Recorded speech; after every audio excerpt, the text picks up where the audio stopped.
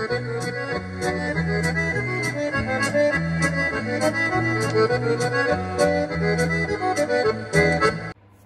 och välkommen ska du vara till en liten stund här med mig, en pratstund med, det är inte kaffe idag, det är, jag kan inte vrida så här för då tippar jag ut hälften. Skulle jag kunna göra, det vore en Linus-grej. Men i alla fall, det är cappuccino och det är gott. Så ta din kopp och sätt dig du också, så ska vi se om jag har en lapp här någonstans med mig. Jag skrev en lapp, tog jag med den ut då? Antagligen inte. Linus. Här hade jag lapp. Jo, jag har skrivit upp lite saker. Vi ska börja med, jag har fått jättemycket mejl om en sak och jag tar upp den genom att säga så här. Det är ju om ELV-förslaget. Det finns kanaler som bara ägnar sig åt såna här saker och det kommer bli hur man än vrider och vänder på ett ELV-förslag så kommer det bli en politisk diskussion och det finns kanaler som bara vill ha politiska diskussioner. Jag tycker inte min är passande för den diskussionen. Så att jag har sett att ni önskar det och det är ju fint att ni vill höra min åsikt, men jag tror de andra kanalerna får ta det helt enkelt. Den grejen om ELV-förslaget.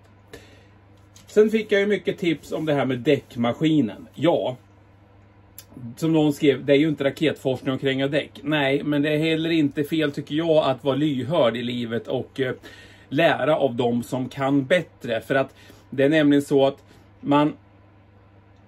jag förkippar lite efter luft, det är därför det låter så här. För det är lite kallt ute idag och torr luft och då blir det svårt för mig att andas. Men strunt samma där, hoppas det går lättare för dig. Jo, jag har kommit på lite saker själv. Den här balansvikten skrev många, ta bort dem först. Ja, varför gjorde jag inte det? Nej, säg det. Det gör jag ju alltid på den här manuella krängan jag har, för att annars så fastnar man på dem. Och visst, däckmaskinen kanske orkar. Vi kommer till däckmaskinens ork snart också. Men däckmaskinen kanske orkar dra med den runt och repa fälgen. Jättedumt. Ja, varför tog jag inte bort den? Nej, jag gjorde inte det. Men nu gör jag det. Tack för tipsen. Det är helt rätt. Det här med däckpastan har många skrivit att det är en bra grej. Ja, det är en bra grej. Det var även en vän till mig som skrev till mig att det är ju så att det kan göra att däcket att det torkar på något vis och att det börjar läcka av den, så att däckpassan håller själva däcket fuktigt mellan fälgen så det alltså håller bättre luft. Vet ej, kanske är så. Jag som sagt, jag kan vara lite lyhörd på alla tips och tricks för att lära mig, så att det är nog rätt. Och någon skrev också det här med däckjärnet, där skulle de byta ut absolut. De där däckarna är ju egentligen, några är för motorcykel och några är för, jag vet inte vad det är, det är runda däckar så här långa, ungefär 30 cm kanske, som är tillplattade. Jag vet inte vad de har varit till, men de är ju inte till det där i alla fall. Så att lugn, det kommer nog bättre grejer till det där framöver. Däckmaskinen då, har den funkat bra? Det är en Biltema-maskin. Ja, det har den gjort. Hade jag köpt en sån där däckmaskin och alltså inte en trasig nu då, men då hade jag ju lämnat tillbaka den. För den är alldeles för trög i bordet. Själva snurren på bordet den är för trött i det. Och det var nog ett fel på däckmaskin som inte vi uppmärksammade under första filmerna som kom senare, så att remmen slirar. Och det beror på att hela fästet där motorn sitter är fel. Det är förskjutet. Så det bör förskjutas lite. Så det har jag gjort. Så remmen är rak och så spänt upp det. Men remmen slirar. Motorn orkar inte. Kanske om man har en 380-voltare eller 400 volt, kallar det vad ni vill, att bordet är starkare. Den här får man känslan av. Förr i tiden fanns det någon, så jag kommer inte ihåg vad tillverkaren hette, men det var tryckluftsdrivet bord. Jag kallar det bord där man lägger fälgen på. Jag vet inte om det heter det. Men där fanns det förut någon som var tryckluftsdriven, och du får den känslan att den är lite för trög. Så har du 15 tum, 16 tum som jag har med de här ballonghjulen som folk kallar det, som jag åker runt på, då funkar det. Men lågprofil 17 tum och sånt här, jag har inte provat, men jag tror verkligen inte att den kommer orka det.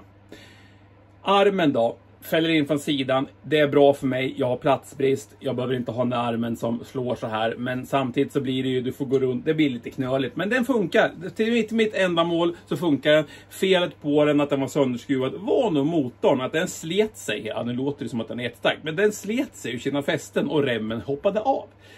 Det är fixat. Jag trodde jag skulle behöva göra små skenor till remmen där så att den inte skulle kunna börja fladdra, men när jag har spänt upp nu så har det peppar ta i trä fungerat.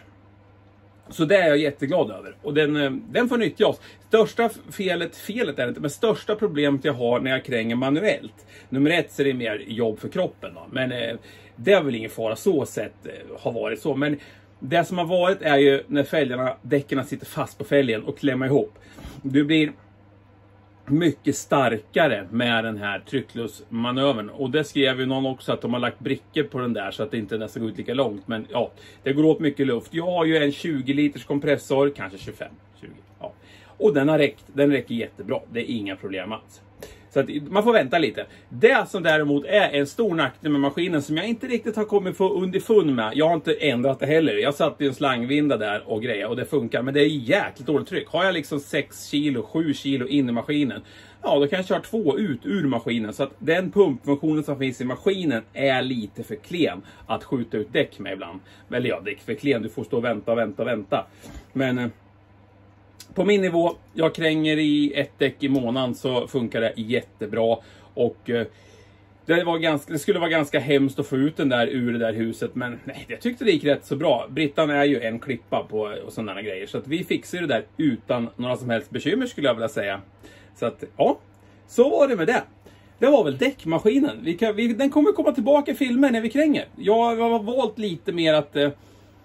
Nu kommer jag komma in på ett ämne som många har frågat om när jag kan göra vloggar. Och jag kör ju lite vloggstil för jag tycker det är bäst och det är roligast. Jag tycker det how-to-videosarna på någonting om någon fråga. Jag gjorde någon på någon glödning någon gång och sådär. Då kan det vara. Men annars tycker jag de här vloggarna när man hänger med någon som en människas dag eller så kan vara jävligt avkopplande att titta på. Även om jag är ju huvuddansar ju hambo eller huvuddansar vals och truten dansar hambo så är det ju alltså totalt ibland kört så. Men det kan ändå vara ganska underhållande att titta på någon som bara är mitt uppe i livet så att säga. Så vloggar kommer det lite an. Jag har provat några stycken och redigerat ihop så de kommer. De ligger i pipelinen som stora grabbarna säger. Och det är ju när jag åker runt, ni får hänga med mig ut på något jobb. Ni får hänga med mig på när jag stannar efter vägen och äter och såna grejer. Och får vi se om det funkar. Det var fruktansvärt mycket roligare att göra de vloggarna än vad jag hade tänkt mig. För jag tänkte, vad är det här? Det är tråkigt. Det är ganska rogivande att filma sådana saker också. Jag tror på en blandning. Men ja, så är det. Och så var det någon som skickade att du har så mysigt i ditt pratrum eller ditt garage här med din lampa. Så den har jag byggt själv. Det kan vara ett extra ljus och sen är det bara en powerbank. Och sen, så den powerbanken får man ju ladda givetvis.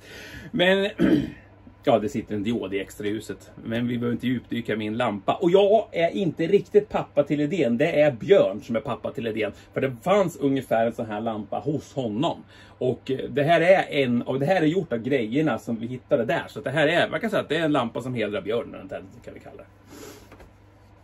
Ja, det var de sakerna. Vi har även pratat om, nu ser inte ni, men den står, ska se om jag kan se vart jag pekar. Där, den står där.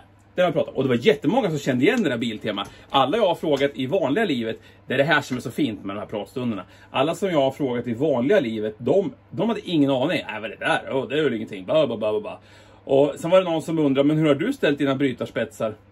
Jäkligt dåligt med brytarspetsar på en diesel. Men det kommer, visst har vi gjort det. Min grolle till exempel med lastare, den har jag ställt på gehör. Jag tror inte ens jag använder bladmått att ställa brytarna. Och det är den traktorn som jag tycker går bäst. Men gör inte så, gör ordentligt. Men så jag har kört mycket så, bladmått och gehör. Och det enda som jag har kommit i kontakt med brytarspetsar på det sättet, det är ju faktiskt folkvagnsbubblorna. Så att jag tänker att när vi drar igång med den här blåa baggen, svarta baggen, jag vet inte vad man ska kalla färgen, den är ju lite olika färger. Då ska vi försöka prova den där i lite tag. Vi gör ett helt avsnitt om bara just den här grejen. Sen om vi lyckas lösa och använda den, det vet jag ju inte. Men när vi ändå pratar om den, så ska vi ta ett litet paket här. Och jag tror att jag vet ungefär vad det är. Så att jag river upp det här, får vi se här. För det kändes så. Det är flera som har... Ja, det är som jag tror.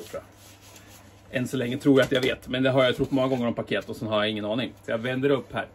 Hej Linus! Här har du en bruksanvisning till Biltema diagnos och analysinstrument. Håll till godo. Ja, jag säger tack TP, så ifall du vill vara anonym. Ja men, alltså det här, kolla. Inplastat. Det här är så fint så det är ju inte sant. Tack så hemskt mycket, det här är verkligen roligt. Och jag är ju...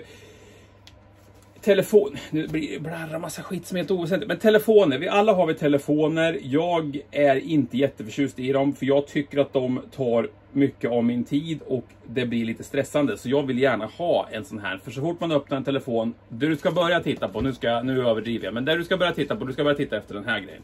Då tar du upp din telefon, du börjar googla på det här och sen kommer en Facebook-notis någonting. Sen är du inne på någon som ska sälja liksom en Merca Diesels mormors Facebook-sida som har en groll i bakgrunden. Och sen sitter du och funderar på det och så, ja, ni fattar, det liksom... Ja. Telefonen är inte mitt way to go. Jag gillar ju böcker. Jag har ju mina 404 böcker och slår ju på den. Jag har Merca-böcker och jag gillar det verkligen. Men det här kommer vi ha mycket nytta av. Så det här ska jag faktiskt lägga i mitt... Vi har ett litet skåp med såna här grejer. Och det kommer hamna där. Så tack så hemskt mycket. Jag har varit jätteglad över den. Då kom vi till nästa fråga, om du fortfarande är kvar. Och det var en fråga som är väldigt relevant idag. Och den är ju... Det är faktiskt ganska många i mitt... Inte så mycket på YouTube kanske, men i mitt vanliga liv som har nämnt det här. Och jag kände när jag läste frågan att det här är helt relevant att fråga om. För det här är ju någonting som många har problem med. Och det är... Tycker inte du att alla dina projekt och fordon äger din tid? Att du måste göra saker. Och jag har funderat nu i en vecka sedan jag fick frågan. Och jag säger nej. Jag känner inte det. Jag tycker väl att det är klart att jag blir stressad som alla andra människor blir stressad. Jag tänker så här, om man ska åka någonstans och ska på roadtrip och fläktremmen går av i Hallsberg. Ja, nu skojar vi bara. Men ja, då blir jag stressad. Men då har jag oftast en fläktrem med mig och sånt här, så jag löser efter vägen. Men då går ju pulsen upp. Men det här projekten så här som står och väntar i vårdkön, som jag säger, nej, det är inte det. Och jag har förr i tiden så har jag ibland stressat på ska jag inte säga det, men jag har axlat upp tempot för att bli klar. Och det blir bara att det blir dyrt och det blir inte roligt. Så att jag gör ju så nu att jag plockar, och ni får ju vara med, och då blir det lite blandning. Visst, det blir mycket 404 till exempel nu, men det är ju för att jag håller på att göra ordning den då. Men det är annars så... Jag går och pular och så kanske det kommer upp några däck till 508, gjorde det ju där. Och då gör jag det en stund. Och sen kanske det kommer upp något... Ja, jag fick tag på fjädrar fram till min 300 vita. Ja, då var det den då. Alltså det är lite så jag har. Och det är ju för att jag måste se det som en hobby. Jag kan inte se det som ett måste. För ser det som ett måste, då kommer jag inte få en avkoppling i det jag gör. Och absolut, alla kanske inte, men många som har hållit på med bilar till exempel och det där och legat under och man ska laga ett litet rosthål, man är väldigt engagerad i det och man tycker det ska bli roligt att laga rost, tänker ni. Ja, men jag kan tycka det. Och du börjar hacka, du börjar slipa och sen inser du att nu är det en kvadratmeter plåt som går åt här. Nej, då är det inte jättekul. Det är inte det. Men sen när du får lägga på första penseldraget med färg, då är det roligt. Jag är ju inte så, jag ska inte säga att jag är oförtjust i det, men jag är inte jätteförtjust i att komponentsutbyta. Och det är väl lite det jag tycker det har blivit i dagens samhälle, att det är komponentsutbytare många. De är inte reparatörer, de är fruktansvärt kompetenta. Men jag försöker nog kanske i lite längre mån än många reparera saker jag håller på med. Och ibland säger folk, det där kostar bara 20 spänn ny, köpte du inte en ny? Ja, men jag tycker det var roligt att prova att borra och svetsa igen och gänga om. För då lärde jag mig att gänga om. För då lärde jag mig det. Lärde jag mig lite av det. Och ja, jag tror verkligen att jag måste se det så. Jag har funderat på det. Jag sa till Britta också, vad tror du? Nej, jag är inte så stressad över det. Jag kan, till exempel om det är någon bil som, på tal om däckmaskinen, står med punktering. Då kan det vara så att jag tänker, det blir kolbrott i däck, måste fixa. Och då hugger jag det direkt alltså. Så jag känner inte att jag får det där. Jag kommer inte gå och fundera på den där punkan då i 3 månader. Utan då tar jag den direkt då. Det kan vara så att jag ibland har gjort bort med att ta den i 20 grader kallt. Kanske har varit 0 grader och spöregn och nästa dag blir det sol. Då kanske man skulle ha väntat en dag. Så kan det ha varit. Men i stora hela så försöker jag ju då ta sakerna som de kommer. Och jag har ingen direkt... Vad ska jag säga? Jag har ingen planering om när saker ska vara klara. Och jag tror det är där som jag har väldigt stor skillnad i min tankesätt mot många andra som hobbyskruvar. För de är så här, våren 2024, då ska de vara besiktad och klar. Och då är det en bil där man släpper hem som har stått i skogen i 40 år. Då blir det press. Jag tror det är bättre att göra lite som man vill. Och så hittar ingen bakaxel. Och så jagar de och grejer. Och ge det tid. Ge det lite tid. se det som en rolig grej, se det som en hobby. Har du en bil som håller och som är någorlunda trygg att åka i för dig, trygg menar jag alltså att den går och startar och funkar och du har värmar. Kör med den och låt projekten ta sin tid. Det blir roligare då, det blir mycket roligare då.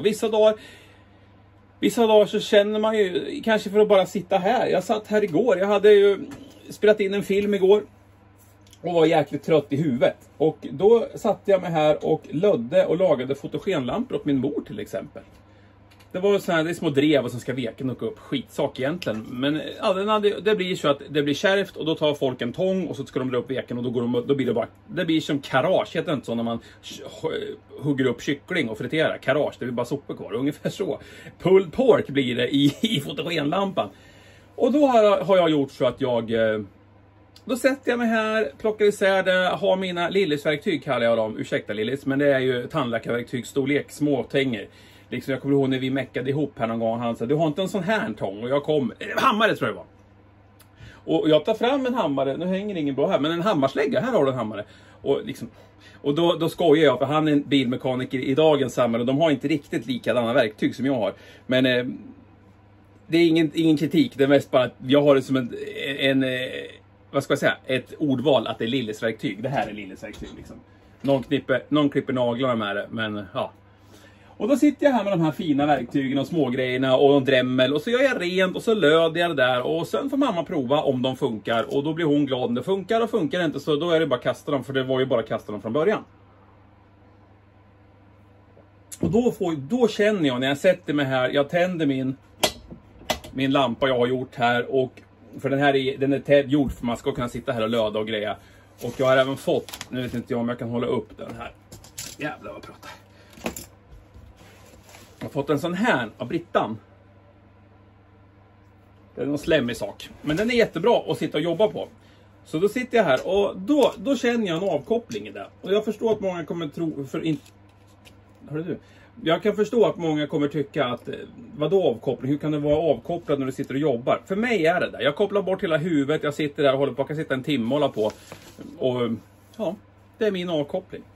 Alla har vi olika. Och därav så känner jag att sakerna äger inte min tid. Jag är ju väldigt svår alltså att tygla som folk säger. Men sen är jag lite som jag brukar säga. Jag är som en travhäst på upploppet. Jag behöver inte ha någon som sparkar mig i arslet. För det går oftast lite för fort ibland. Och där börjar jag lära mig mer och mer av mig själv nu. Att det är så snabbare det går.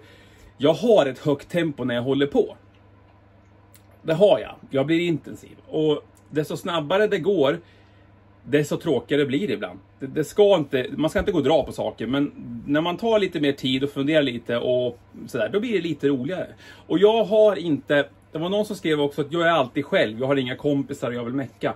Där har jag dåligt med tips, för jag har alltid sett det som en avkoppling att vara själv. Jag brukar säga en ganska extrovert människa kanske inte kan förstå det, men jag tycker det är jätteskönt att ha egen tid. Nu kan det vara så att egentiden är till exempel att jag och Britta håller på. Så, men alltså vara avskärmad från samhället, får man säga så? Från befolkning. Alltså, och bara sitta här inne och ha någon bra musik på. Dricka något gott. Ofta kaffe, cappuccino eller någon sån där. Jag är inte så läskare. Jag är ingen läskare. Men mineralvatten kan funka. Jag vill ju givetvis lära mig fräsa och svarva mer. Nu har jag tittat på en kille som heter Rosten. Och han har köpt en svarv, så jag hoppas han kommer visa hur man svarvar. För det är samma där. Ja, men det är inte raketforskning. Du kan väl svarva? Ja, det kan jag. Men kanske inte så bra som den som svarvar varje dag. Jag kanske har fel stål. Jag kanske kör på fel hastighet.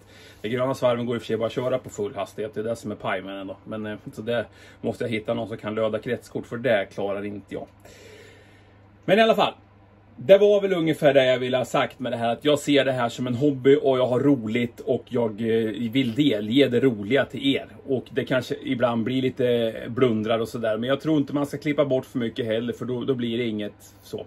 Det var en kille som heter Fredrik som har funderat på om vi inte kan texta filmerna på engelska. Och ja, vi tittar på det. Men jag är väldigt svår att texta med habrovink och flöjter. Jag är en väldigt svår människa att texta, för det går fort när jag pratar. Jag kan ibland vara liksom lite snabb i tanken och så hitta på egna ord till allting. En mutrikus till exempel, det är ju en mutter. Och det är Thomas ord egentligen, men då är det mutrikus. Och då blir det katastrof när man ska köra ett översättningsprogram, för det blir ju rött överallt. Och det är ju så med mig det. Ja, det var väl det.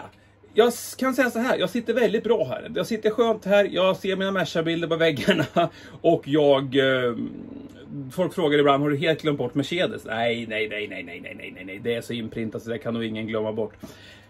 Men jag trivs i alla fall. Nu ska jag gå in och titta på den här filmen och se om jag orkar med mig själv eller om jag måste gå och sätta mig i ett annat rum.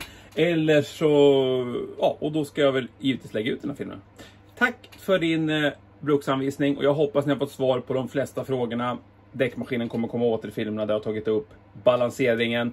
Ja, det är ju lite med den där bubbelbalancer, men ja, jag tycker fortfarande den har inte gjort mig besviken. Om man är en ny bil eller modernare bil som är mer känslig kanske, men de här gamla Mercarna 123 och där, nej, det har inte skakat någonting. Vi får se. Vi leker vidare på kanalen så att säga. Tack för att titta, hoppas du gillar det. Vi hörs och syns i en annan film. Ha det bra. Hej!